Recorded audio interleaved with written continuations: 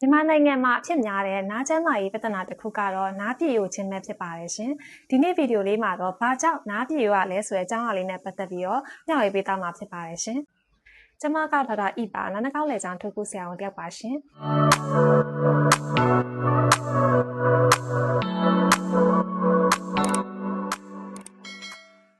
နားပြည့်ယိုတာကိုဖြစ်စေတဲ့အကြောင်းရင်းကတော့အများကြီးရှိပါတယ်။ဒီနားပြည့်ယိုတာကိုမပြောခင်မှာနားရဲ့အဖွဲ့အစည်းပုံကိုအရင်ရှင်းပြချင်ပါတယ်ရှင်။မိတ်ဆွေတို့ရဲ့နားကိုအကျဉ်းအားဖြင့်အပြင်နားအလယ်နားနဲ့အတွင်းနားဆိုပြီးတော့သုံးပိုင်းခွဲခြားနိုင်ပါတယ်။အပြင်မှာမြင်ရတဲ့နရွက်ကနေနစီအထိအစိတ်ပိုင်းဟာအပြင်နားဖြစ်ပြီးတော့နစီရဲ့နောက်ပိုင်းမှာလေတွေနဲ့ပြည့်နေတဲ့အခန်းလေးရှိပါတယ်။အဲ့ဒီအခန်းလေးမှာနစီတုံခါရင်လိုက်တုံခါပြီးတော့အတန်လှိုင်းလေးကိုတည်ပုတ်ပေးတဲ့သေးငယ်တဲ့အယိုးလေး၃ခုရှိပါတယ်။ဒီအယိုးလေးတွေရှိပြီးလေတွေနဲ့ပြည့်နေတဲ့အခန်းငယ်လေးကတော့အလယ်နားဖြစ်ပါတယ်။အတွင်းနားမှာတော့အရေနဲ့ပြည့်နေတဲ့အယိုးတွေရှိပြီးတော့အကြားအာရုံကိုအုံနောက်ထံစီစဉ်ပေးတဲ့အာရုံကြောတွေရှိပါတယ်။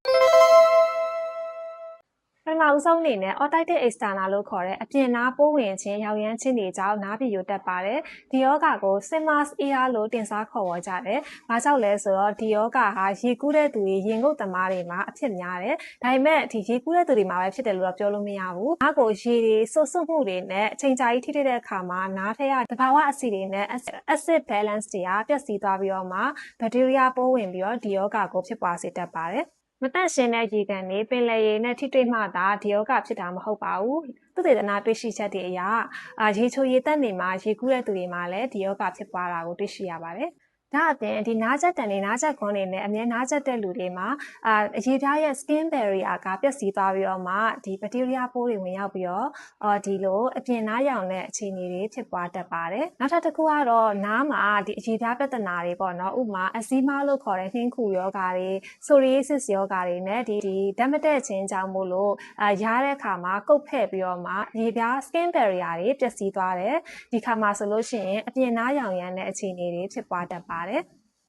ဒီလိုအခြေအနေတွေမှာဆက်စချင်းမှာဆိုလို့ရှိရင်တော့ serious distress လို့ခေါ်တဲ့အရေးကြီးလေးတွေထွက်မယ်နားကိုက်မယ်နားရတာတွေဖြစ်မယ်နောက်ထပ်ပိုဆိုတဲ့အခြေအနေတွေမှာဆိုရင်တော့နားပြည့်ယိုတဲ့အခြေအနေကိုပြောင်းသွားတတ်ပါတယ်ထပ်အဖြစ်များဆုံးတစ်ခုကတော့ middle ear infection လို့ခေါ်တဲ့အလယ်နားပိုးဝင်ခြင်းနဲ့အတူနစီပေါက်ပြီးတော့မှနားပြည့်ယိုတာကိုခံစားရတတ်ပါတယ်။နောက်တစ်ခုကတော့ဒီနားကျက်တဲ့သူတွေမှာနားကျက်တန်နဲ့ထိုးမိတာဖြစ်စေတစ်ခုခုနဲ့နားကိုထိုးမိတဲ့အခါမှာနစီပေါက်ပြီးတော့မှအလယ်နားကပိုးဝင်ပြီးတော့မှနားပြည့်ယိုတတ်ပါတယ်။နောက်ဆုံးတစ်ခုကတော့အချို့ကလေးငယ်တွေမှာလူကြီးတွေမသိဘဲနဲ့နားထဲကိုပစ္စည်းတစ်ခုခုထည့်ထားတဲ့အခါမှာပိုးဝင်ပြီးတော့မှနားပြည့်ယိုတတ်ပါတယ်။နောက်ဆုံးအနေနဲ့ပြောချင်တာကတော့နားပြည့်ယိုတာကပေါ်ဆတဲ့နဲ့ကျန်းမာရေးပြဿနာတစ်ခုတော့မဟုတ်ပါဘူး။ဘာကြောင့်နားပြည့်ယိုတာလဲဆိုတာကိုသေချာသိရှိအောင်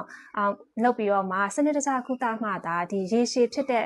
နာတာရှည်ယောဂအသွင်ကိုမပြောင်းသွားဘူး။နောက်ပိုင်းမှာအကိနာတာရှည်ယောဂအသွင်ကိုပြောင်းပြီးနောက်ပိုင်းမှာဆိုရင်အကြားအာရုံထိခိုက်တာချွေရင်တာတွေဖြစ်ပွားတတ်တယ်။ဒါကြောင့်မို့လို့နားပြည့်ယိုတဲ့လက္ခဏာတွေရှိခဲ့မယ်ဆိုလို့ရှိရင်တော့မပေါ်ဆပဲနဲ့စနစ်တကျကုသဖို့အတွက်အရေးကြီးပါတယ်ရှင်။နားယောဂနဲ့ပတ်သက်တဲ့အကြောင်းအရာတွေကိုလည်းနောက်ဗီဒီယိုတွေမှာအများကြီးတင်ပေးသွားမှာမို့လို့ channel လေးကိုလည်း subscribe လုပ်ထားဖို့မမေ့နဲ့နော်။အကယ်၍ဒီနားယောဂနဲ့ပတ်သက်တဲ့သိချင်တဲ့အကြောင်းအရာတွေရှိရင်လည်း comment မှာမေးသွားပေးလို့ရပါတယ်။နောက်ပိုင်းကျရင်ဒီ comment လေးတွေကိုဗီဒီယိုလေးလုပ်ပြီးတော့မှတတိတခြားလေးဖြည့်ပေးသွားမှာဖြစ်ပါတယ်ရှင်။အားလုံးပဲကျမပျော်ရွှင်တဲ့နေ့ရက်လေးကိုပိုင်ဆိုင်ကြပါစေရှင်။